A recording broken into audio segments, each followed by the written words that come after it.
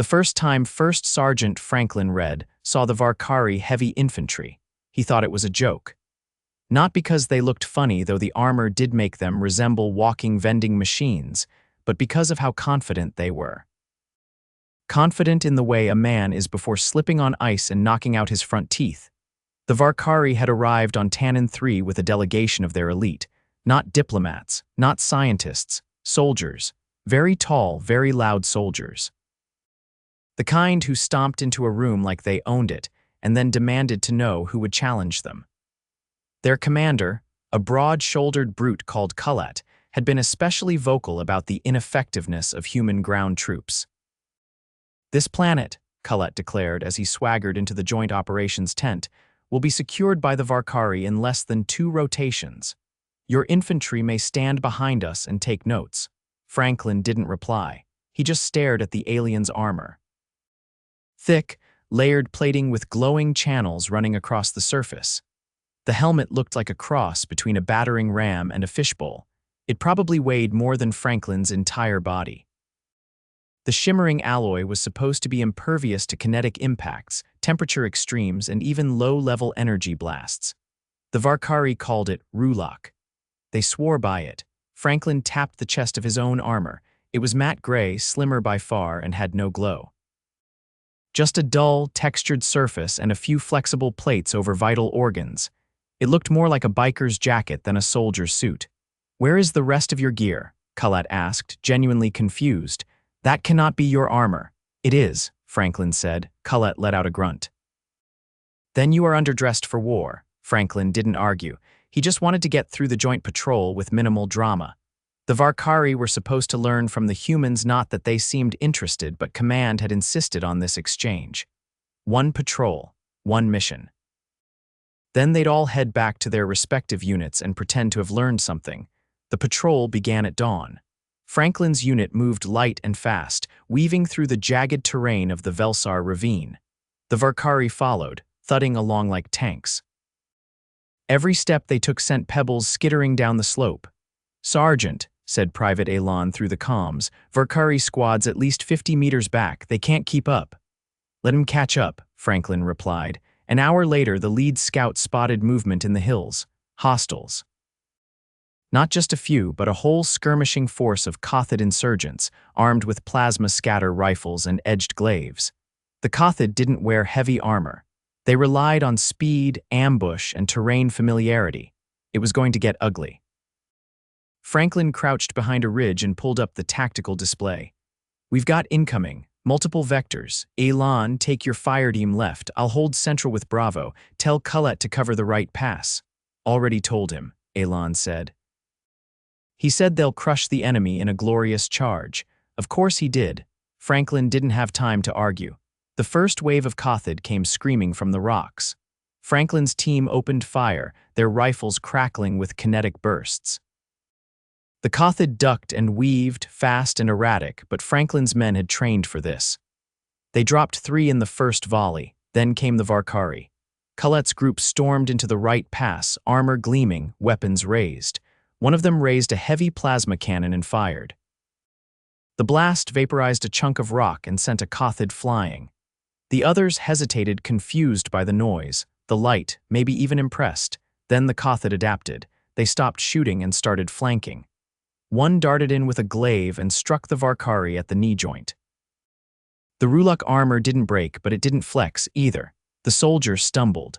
Another Kothid leapt onto his back, jabbed a blade between the plates at the neck, and twisted. The Varkari went down. Franklin saw it all from his ridge. "Bravo, suppress right pass." Varkari are taking hits. His squad shifted fire, laying down a stream of rounds. It gave the Varkari a moment to regroup, but then another alien went down. This time, the Kothid didn't even bother finding a weak point. They just pushed him off balance and rolled him down the hill. He flailed like a turtle on its back, armor too rigid to let him recover. "Kullat," Franklin barked over the shared channel, "you need to pull back. We do not retreat. It's not a retreat, it's regrouping." "No, of course not." Franklin gritted his teeth and vaulted over the ridge. He sprinted down toward the right flank, dodging debris and incoming fire. His armor, lighter by design, let him move faster. He reached the Varkari line just as Kullat was swinging his hammer at a charging Kothid. The hammer missed. The Kothid ducked, sliced low, and the edge of the blade scraped across Kullat's hip joint. Sparks flew. Kullat roared. Franklin dropped to one knee, aimed, and popped the Kothid in the chest. The alien crumpled. "Pull your squad back behind the ridge," Franklin said. "We hold, you're getting slaughtered." Kullat turned and pointed at Franklin's chest plate. "Your armor is nothing. You think you can lecture me?" Franklin didn't bother replying. He turned, saw two more Kothid climbing over a boulder, and fired short bursts. One went down. The other kept coming. Franklin dropped flat, let it leap over him, then rose and hit it in the back. His shoulder ached from the recoil. When the fight ended, 13 Kothid were dead. So were 4 Varkari, not wounded. Dead, Franklin's unit, 1 injured, a thigh graze. Maybe 2 weeks of recovery with physical therapy. Later in the med bay, Kullat sat silent. His armor had to be cut off. One of the joints had seized from heat stress, trapping his arm. His pride hurt more than his ribs. Franklin stood nearby, shirt off, arms wrapped in cold packs. He'd taken a sharp jolt to the shoulder, nothing broken, but enough to bruise the bone. "You think your armor is better," Kullat said finally. "No," Franklin replied. "I think ours works better for us." Kullat shook his head. "How can something so thin stop a plasma blade?" "It doesn't. It keeps us moving so we don't get hit." Kullat blinked slowly. "You're faster, you adapt." Franklin didn't gloat. He watched as the medics treated the remaining Varkari, each one needing assistance to even get out of their armor. The suits had protected them from direct hits, but not from reality. Their own equipment had become a coffin. The next morning, Franklin found Kullat outside the barracks, staring at a display of human armor schematics. He didn't say anything, just looked. Eventually, he turned. "I will request a trial batch of your armor for training, not for battle." "Just to understand," Franklin nodded. "That's a start."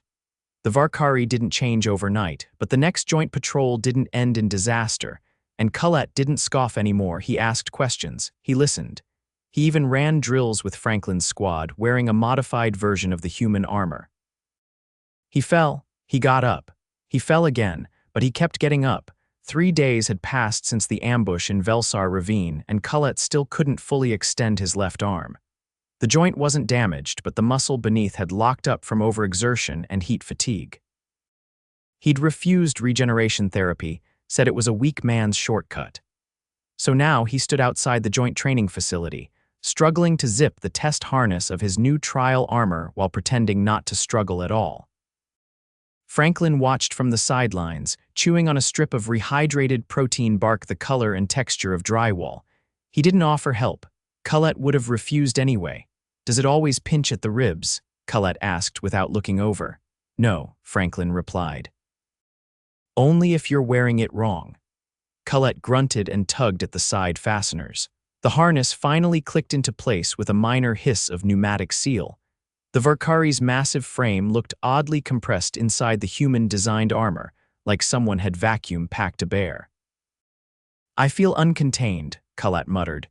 "You're not supposed to feel like a canned ham." Kullat turned slowly. "What is a ham? Dead pig, salted, delicious." Kullat blinked once, then walked to the practice field without another word.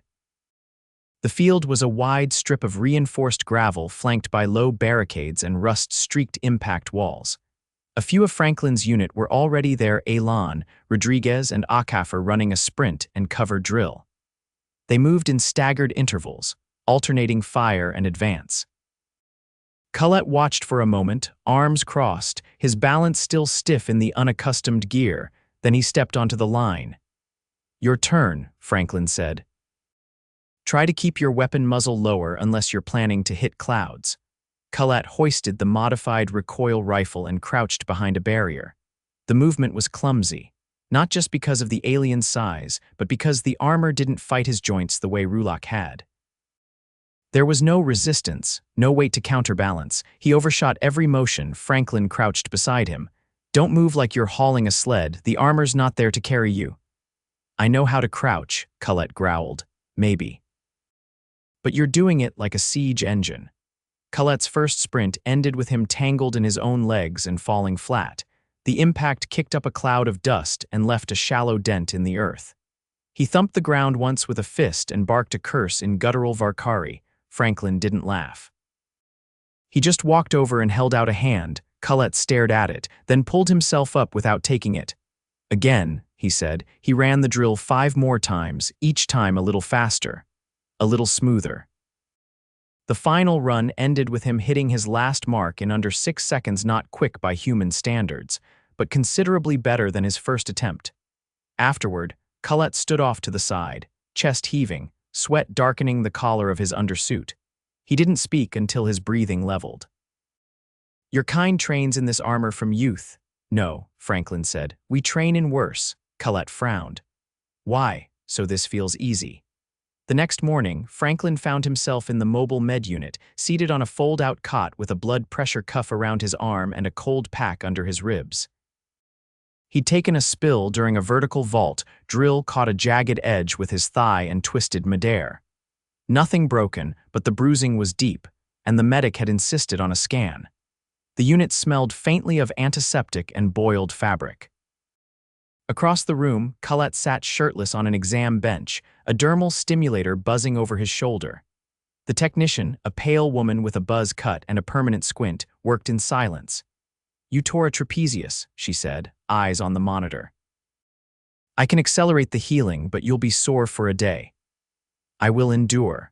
"Not a badge of honor, big guy. Pain just slows learning." Kullat didn't respond, but he didn't argue either. Franklin shifted on the cot, winced slightly, and caught Kullat watching him.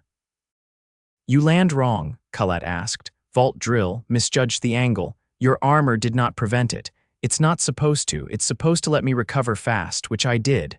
Kullat nodded once. "You bleed so easily." Franklin rubbed at the tape over his injection site. "Yeah. But we clot fast too. Comes in handy when you're leaking." "Your species is a paradox," Franklin grinned. "We get that a lot." Later that day, the training moved to the canyon floor, narrower terrain, less room to maneuver, the kind of place where overconfidence got you boxed in. The instructors had set up a mock ambush scenario with pop-up targets and motion-triggered drones. Franklin went first, weaving through the jagged outcroppings, rifle up, footfalls measured. He dropped each target with a single burst, ducked under a swinging drone, and slid behind a boulder.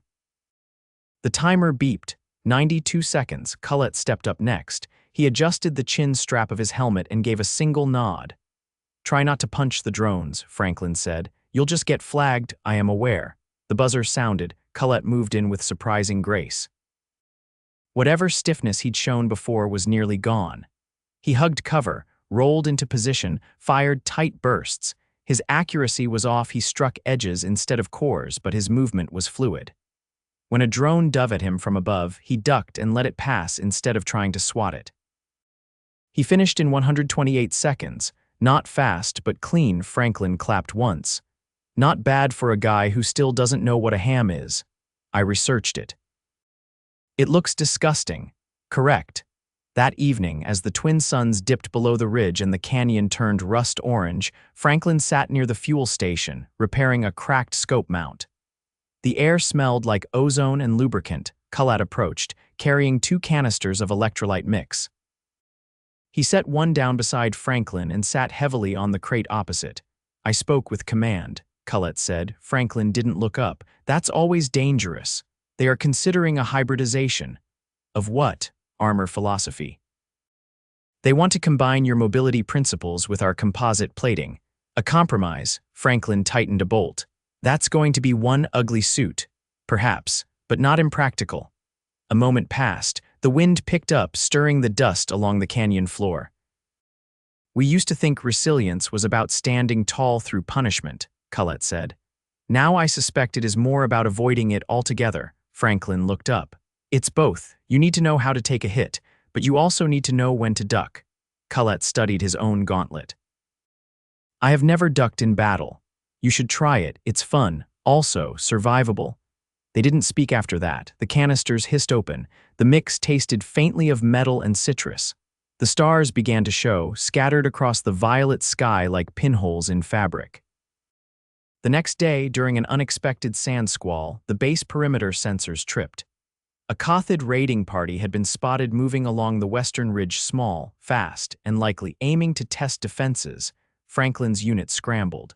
So did Kullat, now wearing a prototype hybrid suit. The plating was segmented, the joints exposed but reinforced with flex mesh. It looked half-finished, maybe it was, but it didn't slow him. They reached the ridge at twilight. The Kothid were already in position, darting between rocks, probing for weak spots. Franklin's team spread out, covering flanks. Kullat took center. The first contact came fast. 2 Kothid leaping from the ridge's lip, blades drawn. Kullat ducked. One blade whistled past his helmet. He spun, drove his elbow into the attacker's ribs, and followed with a low sweep that sent the second sprawling. Franklin fired from cover, dropping a third Kothid trying to flank. The rest scattered. Afterward, as the dust settled and the medics checked for injuries, Kullat walked over, visor up, a shallow cut across his cheekbone. "You ducked," Franklin said. "I found it quite effective." Franklin nodded. "Told you." Kullat paused. "I have made a request." "For what?" "To be assigned as liaison to your unit, temporarily." Franklin raised an eyebrow. "You volunteering?" "Not exactly, but I am curious." Franklin shrugged. "Fine by me. Just don't eat all the ham." "I still do not understand the appeal." "You will." The sun had barely crested the jagged horizon when the ground outside Outpost Delta began to tremble, not from enemy fire, but from the rhythmic thudding of Varkari boots during morning drills. The humans were already there, stretching, checking their gear, sipping gritty ration coffee with a resigned air that said this was just another Thursday. Kullat arrived late. He didn't announce himself. He just joined the formation with a quiet grunt, wearing that patchwork hybrid armor that had become the subject of whispered speculation and more than one betting pool. The plates had been shaved down again, this time around the shoulders, and the flex mesh at the elbows had been replaced with a lighter weave. He moved better now, though his gait still carried the weight of a creature used to stomping rather than stepping. Franklin was kneeling by a gear crate, adjusting the tension on a sling strap. He didn't look up. "You're limping." "I am not." "You are." Left foot's landing half a second late. "It is intentional." "I am calibrating for terrain inconsistencies." "Uh-huh." Kullat stepped forward slowly and lowered himself onto the adjacent crate. He rolled his ankle once, then twice, lips pressed into a line. "It is recovering." "You strained it yesterday?" "No, last night I attempted your stretching regimen." Franklin finally looked up. "You tried yoga. Your data file called it combat mobility flow. Man, you really dug deep into our training archives." "I did not know the floor would be so slippery." Franklin stood, slung his rifle, and offered him a squeeze bottle. "Drink. Electrolyte balance helps with that." Kullat took the bottle without hesitation. "It tastes like fermented citrus and regret." "Exactly right." At 0900, the joint exercise began, not a patrol this time, but a full scenario simulation, a compound breach. The Kothid were known for setting booby-trapped dens along high ridges, with escape tunnels and false doors. The drill was meant to test entry protocols, coordination under stress, and multi-species communication. They had 5 hours to plan. Then it would run live. Kullat sat across from Franklin in the briefing tent, eyeing the holographic layout with narrowed focus. The Varkari squad leader, a younger soldier named Turin, stood beside him. Unlike Kullat, Turin still wore the traditional rulak, though his plating had been dulled by weeks of exposure to sand and grime. He looked at the layout, then at the humans, then back at the layout. "This entrance is too narrow for our heavy suits," Turin said.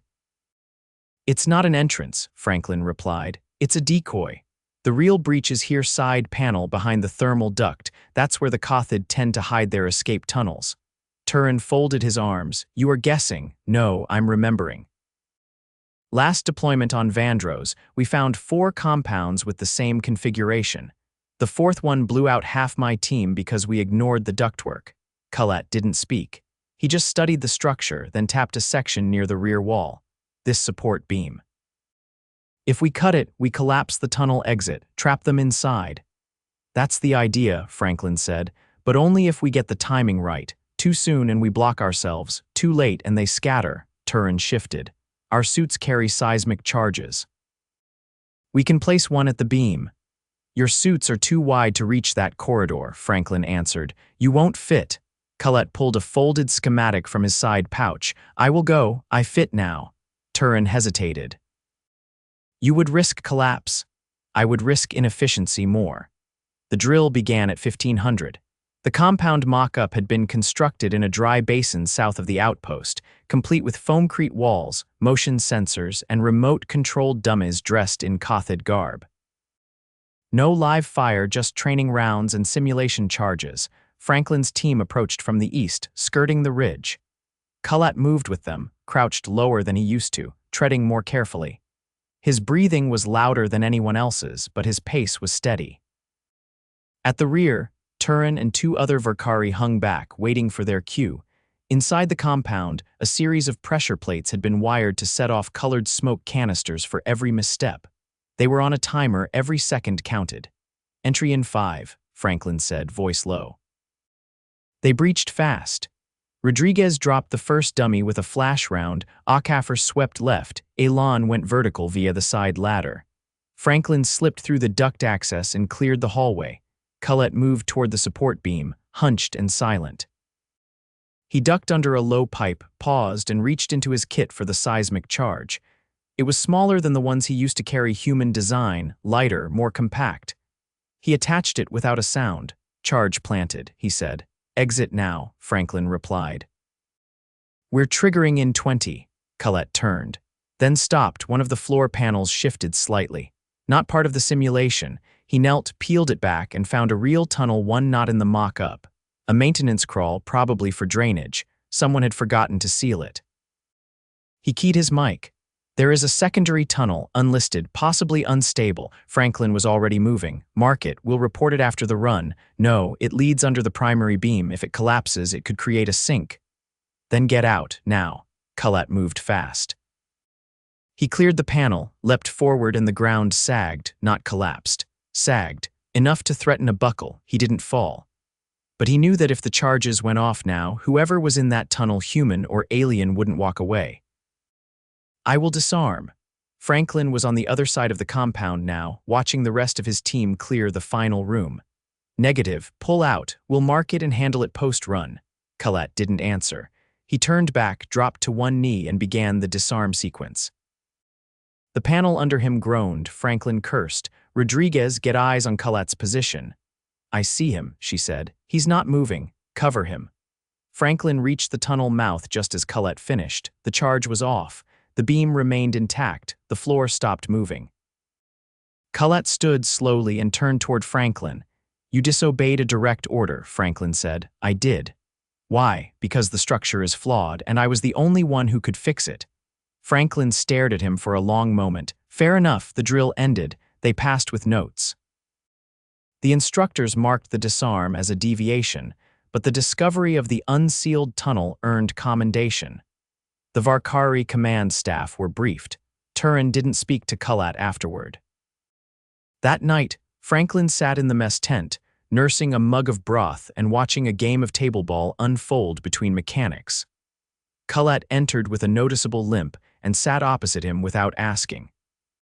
You're going to need to ice that ankle. I did. Then you need actual rest. I will rest after I understand something. Franklin raised an eyebrow. Go on.